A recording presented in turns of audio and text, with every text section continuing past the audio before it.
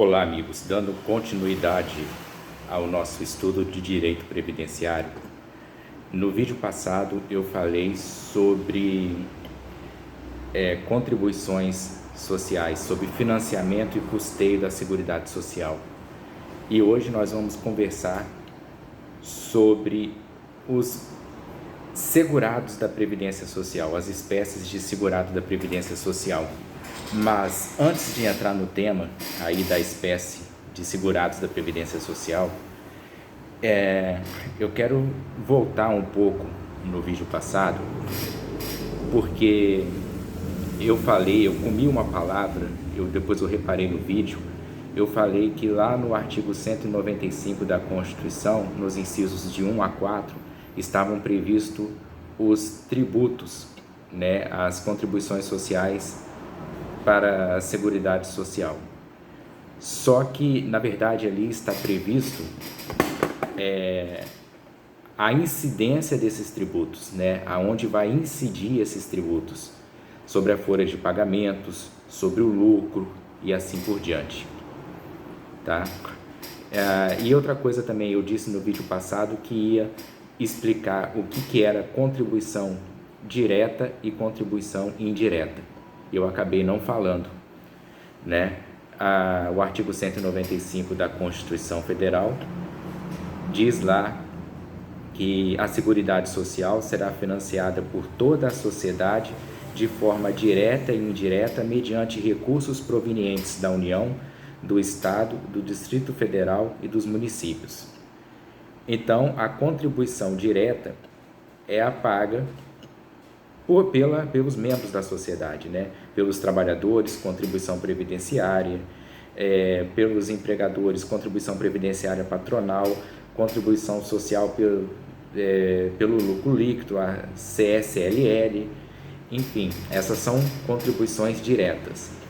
E a contribuição indireta, ela vem dos recursos provenientes da União, dos estados, do Distrito Federal e dos municípios. Eu acho que não ficou muito claro no vídeo passado, então por isso que eu estou falando aqui nesse vídeo, ok?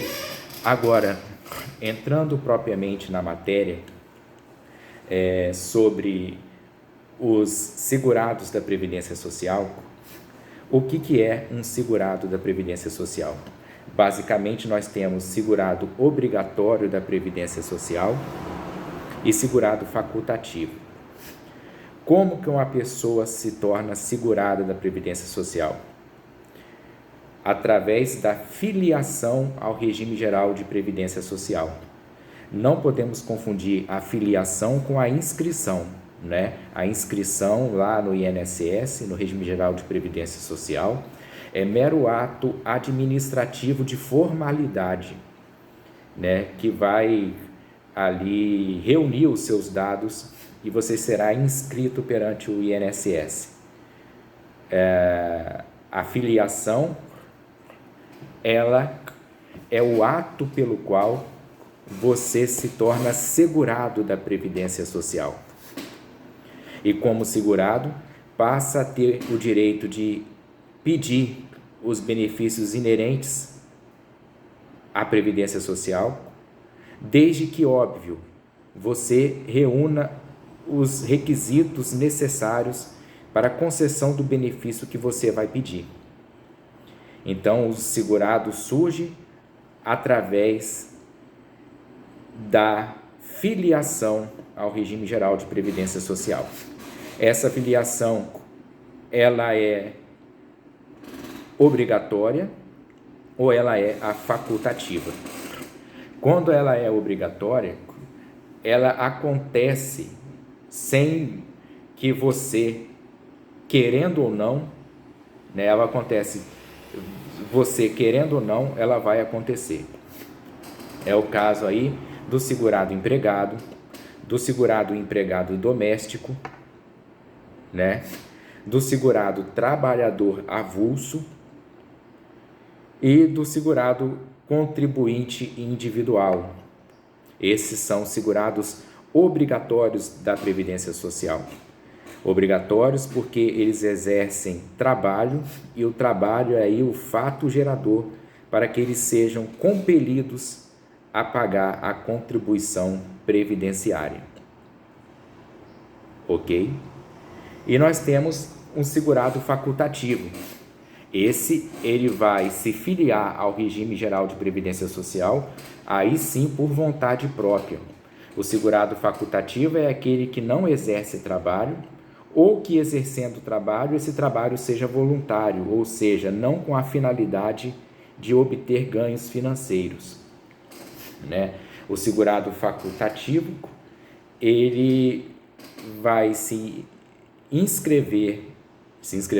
ele vai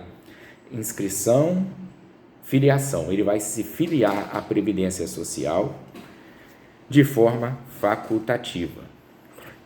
Bem, vamos falar um pouco sobre cada um dos segurados. O segurado empregado é aquele que exerce trabalho de carteira assinada, onde há os elementos do direito do trabalho, né, para configurar a relação de emprego: continuidade, subordinação e contraprestação, ou seja, com a finalidade de receber pelo trabalho prestado. Esse é o segurado de carteira assinada, o segurado empregado. Quando ele é empregado, o empregador já vai informar ao regime geral de previdência social, já vai informar o INSS, e a sua filiação ao regime geral de previdência social será compulsória. Ok? O empregado doméstico, da mesma forma, carteira assinada, tem que ter lá os elementos: subordinação, tem que ter continuidade na prestação de serviços e finalidade contraprestativa, ou seja, de receber pelo trabalho. Veja bem, e além disso, tem que trabalhar para pessoa, família ou entidade familiar, na casa dessa pessoa, sem que o seu serviço tenha finalidade lucrativa, ganhos lucrativos para o empregador, porque se for finalidade lucrativa, deixa de ser empregado doméstico e passa a ser empregado, ok? Então não deve haver o trabalho, o serviço prestado, não deve gerar lucro para o empregador e tem que ser no âmbito familiar. Importante dizer também que deve haver uma continuidade na prestação de serviços, ok? Sem que haja essa continuidade, não há como configurar a pessoa que trabalha na casa, ainda que sem finalidade lucrativa, como empregado doméstico. Vai ser configurado como diarista, e aí não será contribuinte empregado doméstico, e sim contribuinte individual. A diarista ou diarista é contribuinte individual. Temos o trabalhador avulso.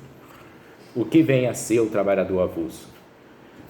O trabalhador avulso, ele não tem uma relação de emprego entre ele e o tomador de serviço. Existe uma intermediação. Se for trabalhador avulso portuário, entre o órgão gestor de mão de obras e o tomador de serviços. Se for trabalhador avulso urbano ou rural, vai haver uma intermediação entre ele, né, trabalhador, e o tomador de serviços, feita pelo sindicato da categoria. E nós temos o contribuinte individual. Essa questão do contribuinte individual, ela é muito extensa, né? Ela é um tanto quanto complexa, mas eu vou tentar resumir aqui. Nós temos o contribuinte individual, trabalhador autônomo, Nós temos o contribuinte individual que presta serviços à pessoa jurídica. Nós temos o contribuinte individual filiado à cooperativa de trabalho. A cooperativa no geral, a cooperativa de crédito também, nós temos o contribuinte individual filiado à cooperativa. E nós temos o contribuinte individual que presta serviços à cooperativa sem que, no entanto, seja filiado a essa cooperativa. E, por fim, nós temos o contribuinte facultativo, que é aquele que não exerce trabalho ou exercendo algum tipo de trabalho, esse trabalho é voluntário, ou seja, não tem a finalidade de contraprestação remuneratória. Ele pode ser filiado ao INSS como contribuinte facultativo. Bem, o contribuinte facultativo, ele o faz por conta própria, e essa figura do contribuinte facultativo, ela foi criada por conta do princípio da universalidade da cobertura na prestação de serviços da Seguridade Social. O princípio da universalidade, onde diz que todos têm direito a ter a tutela da Seguridade Social, mais especificamente aqui da Previdência Social. Pode ser contribuinte facultativo a pessoa maior de 14 anos de idade. Tá. E como que se dá a contribuição desses segurados?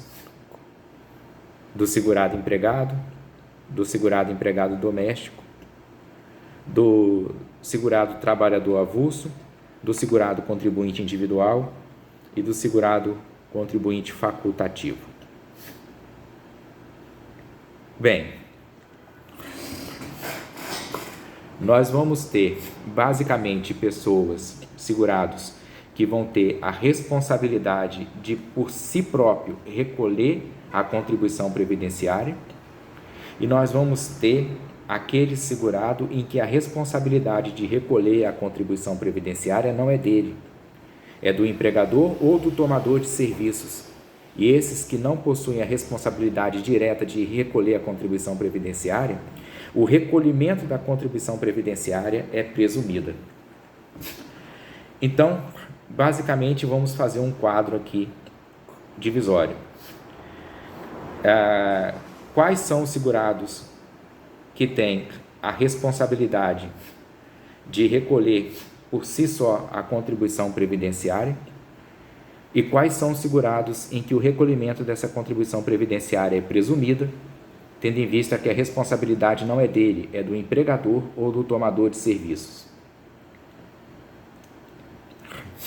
Basicamente, vai ter responsabilidade de recolher a própria contribuição previdenciária o segurado contribuinte individual autônomo que presta serviços à pessoa física e o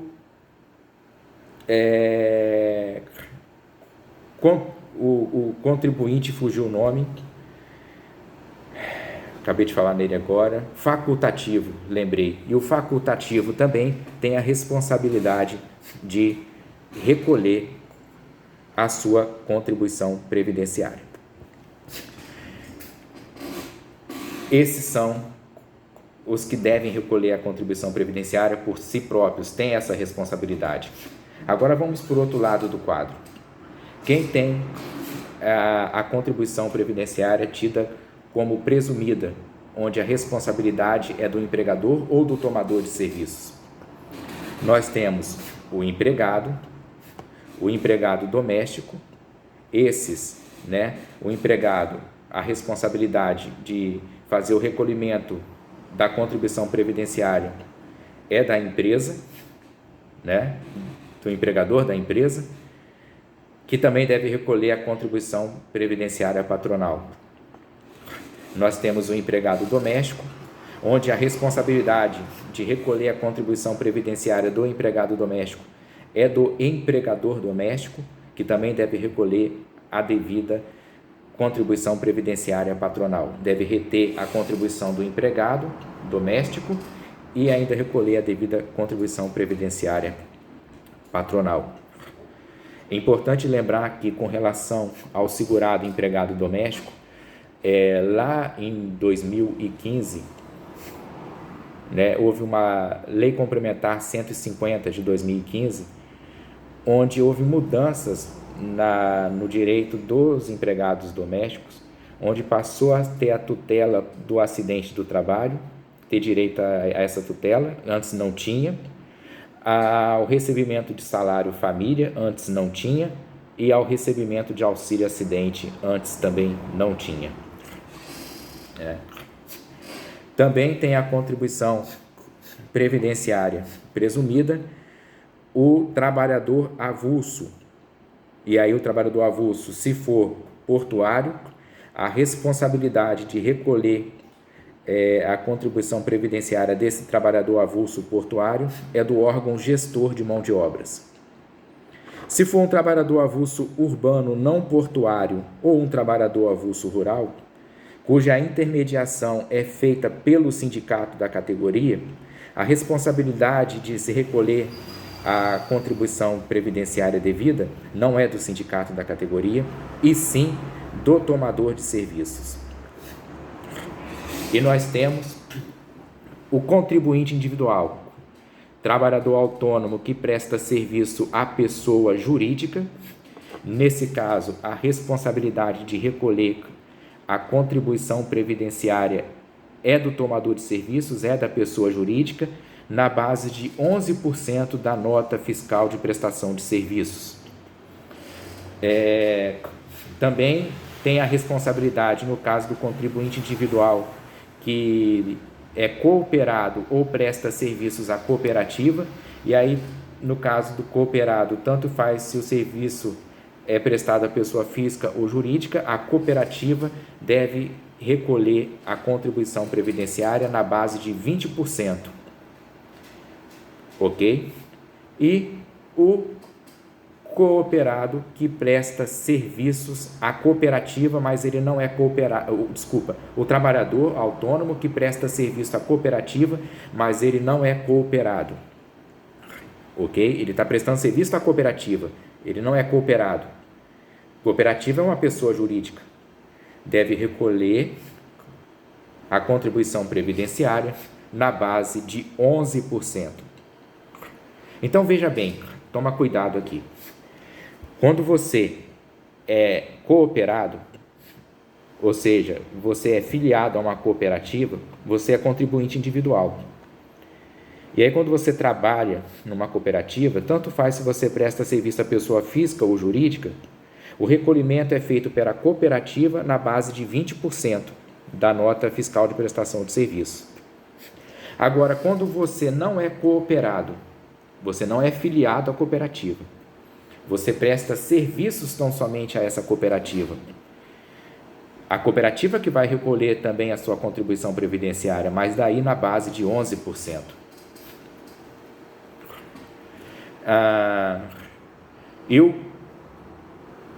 Esses são, então, os que têm a contribuição previdenciária presumida. Ok? Foi feito um quadro aqui, recapitulando, os que são responsáveis diretamente pelo recolhimento da sua contribuição previdenciária e os que têm a contribuição previdenciária presumida, porque a responsabilidade de recolhimento não é deles, e sim do empregador ou do tomador de serviços.